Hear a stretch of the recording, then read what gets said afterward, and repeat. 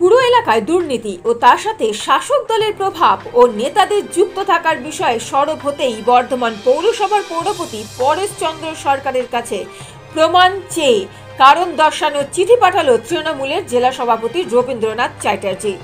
পৌরপতির বক্তব্যে উঠে এসেছে বেআইনি নির্মাণ থেকে হকার বসানো, পুকুর ভরাট থেকে দামোদরের বালি চুরি, সমগ্র বিষয় নাকি রয়েছে প্রভাবশালী নেতাদের উস্কানি এবং টাকার খেলা। সম্প্রতি মুখ্যমন্ত্রী মমতা বন্দ্যোপাধ্যায় রাজ্য জুড়ে অবৈধ নির্মাণ, পুকুর ভরাট, রাস্তা ও ফুটপাত জবরদখলের বিষয়ে সোচ্চার হয়েছেন। ভৎসনা করেছেন সংশ্লিষ্ট দপ্তরগুলির আধিকারিকদের পাশাপাশি বেশ কয়েকটি পুরসভার প্রধান থেকে মন্ত্রী আমলাদের। মুখ্যমন্ত্রী সভার পরদিন থেকেই বিভিন্ন সভায় বিগত কদিন ধরেই মুখ খুলছিলেন পুরপতি পরেশ চন্দ্র সরকার। এমনকি বর্ধমানের দুর্নীতির বিরুদ্ধে বর্ধমান পৌরসভায় তাকে কাজ করতে বাধার সম্মুখীন হতে হচ্ছে, এমনটাও জানিয়েছেন পৌরপতি। তারপরেই দলের তরফ থেকে তার কাছে এমন বক্তব্যের জন্য প্রমাণ এবং সাংবাদিকদের সাথে কথা বলার জন্য ভৎসনা করে জবাব চাইল তৃণমূলের জেলা সভাপতি। বর্ধমান পৌরসভার পৌরপতি পরেশ চন্দ্র সরকারকে পাঠানো চিঠিতে জেলা সভাপতি রবীন্দ্রনাথ চট্টোপাধ্যায় লিখেছেন, বর্ধমান শহরে অবৈধ নির্মাণ, পুকুর ভরাট ও জবরদখলের বিষয়ে আপনি সাংবাদিক বৈঠকে যে কথা বলেছেন তা পত্রিকায় প্রকাশিত হয়েছে, যা আমার নজরে আসে। সংবাদপত্র থেকে জানতে পারলাম আপনি বলছেন শাসক দলের প্রভাবশালীদের মদত ছাড়া অবৈধ নির্মাণ, পুকুর ভরাট ও জবরদখল হয় না। আপনাকে প্রথমে অবহিত করি, আপনার এই সাংবাদিক বৈঠককে দল বৈধতা দেয় না। দল আপনার কাছে জানতে চায়, এই ধরনের সাংবাদিক বৈঠক করার পূর্বে আপনি দলের কোনো উচ্চ নেতৃত্বের কাছে অনুমতি নিয়েছিলেন কিনা। এছাড়াও দলের পক্ষ থেকে আপনাকে অনুরোধ করা হচ্ছে, আপনি সাংবাদিকদের কাছে যে সমস্ত প্রভাবশালীদের কথা বলেছেন যারা বর্ধমান শহরে অবৈধ নির্মাণ, পুকুর ভরাট ও জবরদখলের সঙ্গে যুক্ত, তাদের নাম ও প্রয়োজনীয় তথ্য প্রমাণ দলের কাছে আপনি দাখিল করুন। তথ্য প্রমাণ দেখে এবং তদন্ত করে দল দোষী ব্যক্তিদের বিরুদ্ধে ব্যবস্থা গ্রহণ করবে। এবার শুনবো পরেশ চন্দ্র সরকার খোলা মঞ্চে কি বলেছিলেন, যা নিয়ে তোলপাড় হয়ে গেল তৃণমূল কংগ্রেসে। আজকে পৌরসভায় গেলাম, আমাকে একজন মোবাইল দেখাচ্ছে, মোবাইলে পোস্ট করছে। সে এক সময় পৌরসভার কর্মচারী ছিল, তারপরে কি ছোটখাটো নেতা টেতা হবে আর কি, শাসক দলের নেতা, সমীহ করতেই হয়, আবার তা নাহলে কোন দিক দিয়ে কি খারাপ করে দেবে।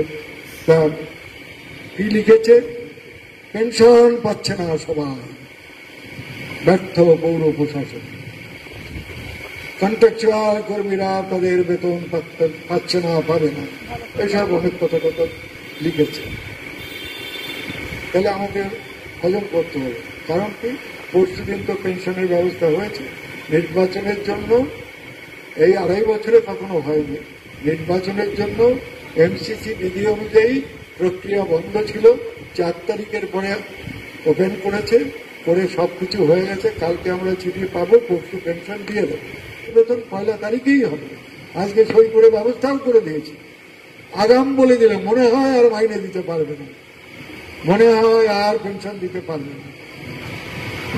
এগুলো করে বাহাদুরি নিয়ে, এই বাহাদুররাই সমাজটাকে আজকে শেষ করছে। ভালো করছি, করে বেড়াচ্ছি, রূপ দিচ্ছি, কত কি করছি, কিছুই করছে না, শুধু করছে একটা নিজের নিজের রোজগার বাড়াচ্ছে। সাংবাদিকরা অনেকেই হয়তো জানেন, এই বালি তোলে কারা, প্রতিদিনই কাগজে দেখি পুলিশ খুব সক্রিয় বালি চোরদের ধরছে। ছবি দেখতে চাইলে আমি দেখাতে পারি, যেখানে আমাদের গ্যালারি দিকে জল উঠছে তার চারপাশে নৌকোগুলো ঘুরছে আর বালি তুলছে, মেশিনে বালি তুলছে। এরকম যদি 6 মাস চলে, ওই গ্যালারি দিকে আর জল উঠবে না, ভেঙে পড়বে। তো স্বাভাবিকভাবেই প্রতিবন্ধকতা, বাধা সব ক্ষেত্রে আছে। বেআইনি নির্মাণ বললাম, বেআইনি নির্মাণ তো একটা সাধারণ মানুষ 3 তলাকে 4 তলা এমনিতে করতে পারে না, মদত না থাকলে। হয় তার টাকার জন্য পারে, অথবা অন্য কারোর মদতের জন্য পারে। পুকুর ভরাট লাভজনক ব্যবসা, 5 কাঠা 6 কাঠার একটা ডোবা যদি ভরাট করতে পারে, শহরে এমন কোনো জায়গা নেই 20-25 লক্ষ টাকা কাঠা না আছে। 1 কোটি টাকার সম্পত্তি একটা ডোবা কোনো রকমে ভরাট করতে পারলেই হলো, অথচ ডোবাটা থেকে তার রিটার্ন কিছু নেই। তা এই যে যে কথাটা প্রথমেই বলেছিলাম, এই কুয়েদের কাছেই এখন ভিড়। তারা বেআইনি নির্মাণ করিয়ে দিতে পারে, তারা বেআইনি পুকুর ভরাট করিয়ে দিতে পারে, তারা সরকারি জমি দখল করিয়ে দিতে পারে, রাস্তাঘাট আপনি আজকে হাঁটার অযোগ্য হয়ে যাচ্ছেন একটা কারণে, যানজট। যানজটটা কেন হচ্ছে? কত টোটো চলবে বর্ধমানে? প্রত্যেকেই ধরতে গেলেই বলছে পেটে লাথ মারছে। এত সুন্দর করে জিটি রোডের পাশে ফুটপাথ তৈরি করা হলো, পাথরের ফুটপাথ, লাইন দিয়ে লোক বসে গেছে সেখানে, কল বসাচ্ছে, উনুন বসাচ্ছে, রান্না হচ্ছে, খাওয়া দাওয়া হচ্ছে, সমস্ত ফুটপাথ বন্ধ।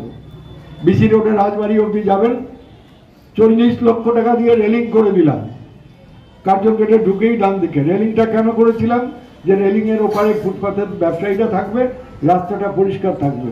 42 লক্ষ টাকা দিলাম। তা আমার ওই রেলিং 42 লক্ষ টাকায় করে দিলাম সরাবার জন্য। এখন হকাররা ওই ওর উপরে ছাউনি দিয়ে নিচেও বসে, উপরেও বসে। কি সুন্দর লাভ হয়েছে। এগুলো তো মদত আছে, রাজনৈতিক দলগুলো অস্বীকার করতে পারবে না। তা না হলে আজকে জেলখানার মোড় থেকে হাসপাতাল পর্যন্ত, ইউনিভার্সিটির হোস্টেলগুলো পর্যন্ত আমরা ছোটবেলা থেকে দেখেছি, ওইসব এলাকায় কোনো রকম কোনো দোকানপাট করতেও কোনো অসুবিধা ছিল না। এখন পুরো যান আপনি চৌধুরী বাজারের রাস্তা দিয়ে জেলখানা মোড় হয়ে একদম দেখবেন ইউনিভার্সিটি হোস্টেল পর্যন্ত দুপাশে হকার বসে গেছে। এরা কারা? এরা বর্ধমান শহরের লোকই নয়, বাইরে থেকে এনে টাকার বিনিময়ে এদের বসিয়ে দেওয়া হচ্ছে, আর এদের বসার জন্য গাড়ি ঘোড়া সব যানজট হচ্ছে। ধরতে যাবেন এক একটা কেউটের বাচ্চা, আমার পেছনে অমুক কাকা আছে, আমার পেছনে অমুক দাদা আছে, অমুক মামা আছে, সবার পেছনে একটা করে লোক আছে, আমাদের পেছনে কেউ নেই। প্রকৃতপক্ষে বলা খুব সহজ, to say is easy but to do is difficult. করাটা কিন্তু খুব কঠিন। যেখানেই হাত দিতে যাবেন ছবল খাবেন।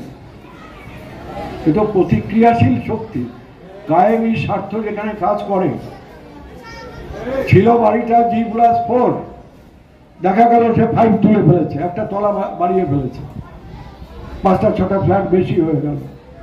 ধরতে যাওয়া হলো, সে এমন সব লোকদের নাম করছে আইন যারা ভঙ্গ করবার মতো, আইন ভঙ্গকারী হিসেবে চিহ্নিত হলেও যাদের কোনো বিরুদ্ধে ব্যবস্থা নেওয়া যায় না। তবে মুখ্যমন্ত্রী বলেছেন পরশু, কালকে সারাদিন মিটিং সিটিং করেছি, এই সপ্তাহের মধ্যে চেষ্টা করব একটা রূপরেখা তৈরি করবার, যে অন্যায়গুলো যেগুলো বর্ধমান শহরে হয়েই চলেছে, হচ্ছে, যতটা সম্ভব তার প্রতিবিধান করার জন্য। কি বলছেন জেলা সভাপতি সেটাও একবার শুনে নেব। বর্ধমান পৌরসভার পৌরপ্রধান একটা সাংবাদিক বৈঠক করে অনেক কথা বলেছেন। তিনি নিজেই পৌরপ্রধান, স্বভাবতই পৌর এলাকায় যদি কোনো অনিয়ম হয় সেটা দেখার দায়িত্ব তার। তিনি দেখেই সমালোচনা করেন তিনি তাদের বিরুদ্ধে কি হলো যদি সঠিকভাবে জানা যায় তাহলে দলই তাকে টার্গেট করছেন না। আমরা সেটাই জানতে চাই যে তিনি পরিষ্কার তিনি কাকে টার্গেট করছেন এবং কি কারণে করছেন। সেটা যদি সত্য হয় তাহলে দল ব্যবস্থা। টার্গেট কি আপনাকে আমি তো বর্তমান আমাদের টার্গেট করার তো স্কোপ নেই, কাকে ধরছেন উনিই জানেন। দাদা তো অনেক আছে, দাদা না। চিঠির পরিপ্রেক্ষিতে পরেশচন্দ্র সরকার কি জানাচ্ছেন শুনবো। দল দুর্নীতির বিরুদ্ধে সরব হওয়ার জন্যই কি জল শোকজ? আমি একটা পুরসভার, বর্ধমানের মতো বৃহত্তর একটা পুরসভার দায়িত্বে আছি।